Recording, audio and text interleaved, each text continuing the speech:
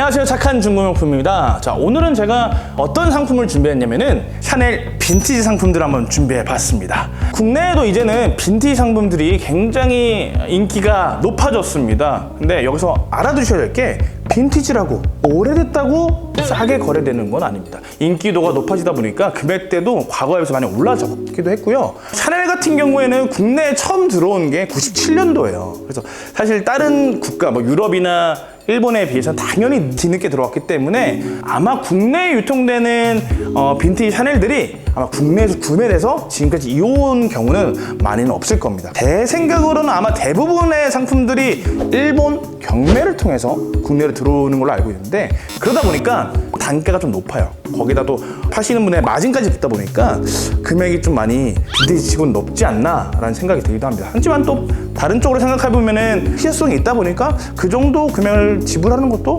나쁘지 않지 않을까 라는 생각도 하기도 하고요. 저희 같은 경우에는 빈티지 상품을 다른 업체보다 조금 싸게 팔고 있다고 생각합니다. 그래서 오늘 빈티지 상품 하나씩 한번 알아보도록 해보겠습니다. 처음 리뷰할 상품입니다. 뿌띠삭 사이즈의 플랫백과 사각형 스퀘어 디자인의 플랫백 한번 준비해봤습니다.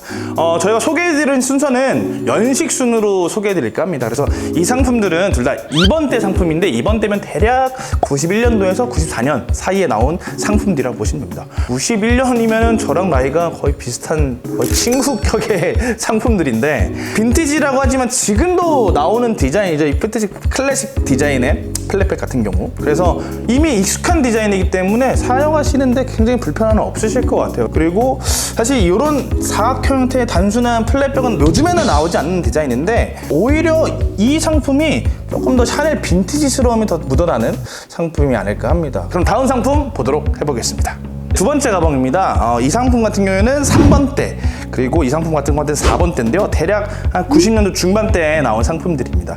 이 상품 같은 경우에는 빈티지 상품 중에서도 굉장히 유명한 상품입니다.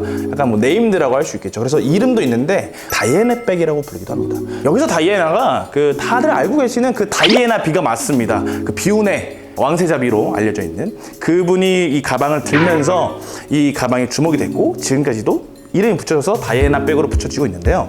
빈티지 가방을 좋아하시는 분들이 손꼽는 그 샤넬 가방들이 몇 가지가 있어요. 그 중에 꼭 항상 들어가는 게 이 다이애나 백이 아닌가 싶습니다. 그래서 다이애나 백을 한번 찾으시는 고객님이 계셨다면은 이번 기회에 한번 구매해 보시는 걸 추천드리고요.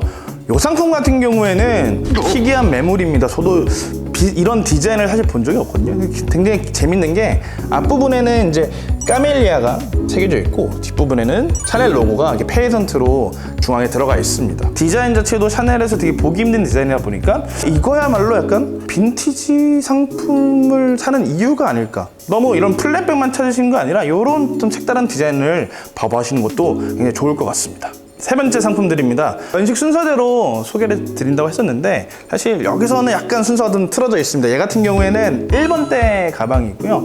얘는 7번대. 그래서 아마 80년대 후반, 90년대 초 정도 생각하시면 될 것 같고, 얘는 2000년대 초반 제작된 상품입니다.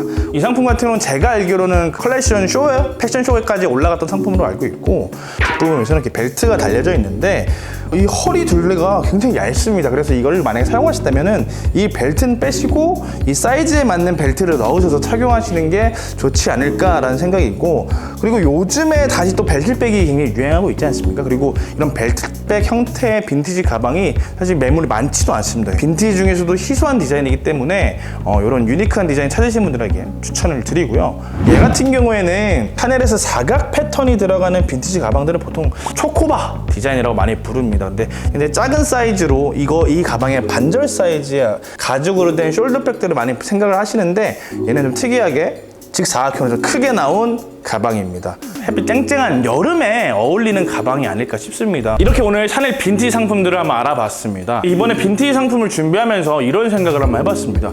지금 나오는 샤넬들도 잘 가지고 있으면은 20-30년 뒤에 빈티지 상품으로 다시 인기가 있지 않을까? 그리고 샤넬이 2018년도부터 모피나 그리고 희귀동물의 가죽을 사용을 안 하기로 했습니다. 지금 나오는 악어 패턴, 그리고 뭐 도마뱀 가죽 패턴 이런 것들을 보면은 소가죽 위에다가 위에다가 패턴을 찍어낸 모양들을 쓰고 있는 거거든요. 조금 더 시간이 더 지나면은 소가죽, 양가죽조차 비건 가죽으로 대체되는 날이 오지 않을까? 그러면은 소가죽, 양가죽 상품들이 더 의미가 있지 않았을까? 미래에는? 약간 이런 상상도 한번 해봤습니다.